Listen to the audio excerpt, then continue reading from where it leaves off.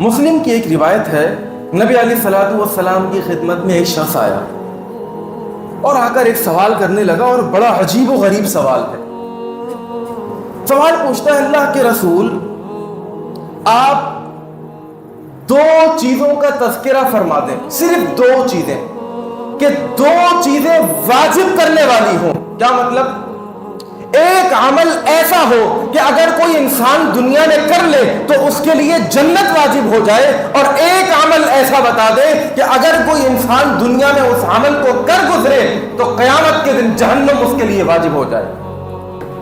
نبی علیہ الصلوۃ والسلام نے ارشاد فرمایا، دو واجب کرنے والی چیزیں، آؤ سنو،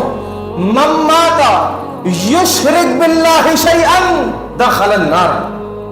اگر کوئی انسان اس حالت میں اس دنیا سے رخصت ہوتا ہے کہ اس نے اپنی زندگی کے اندر اللہ کی ذات میں، اس کی صفات کے اندر، اس کے تصرف کے اندر، اس کے اختیار کے اندر کسی کو شریک ٹھہرایا ہوگا تو جہنم اس کے لیے واجب ہو جائے گی۔ اگلا جملہ،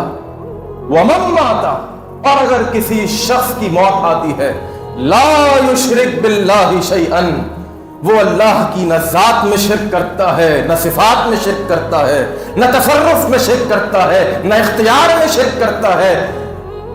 نبی علیہ الصلوۃ والسلام نے فرمایا دخل الجنہ، جنت اس پر واجب ہو جائے گی۔ یہ دو واجب کرنے والی چیزیں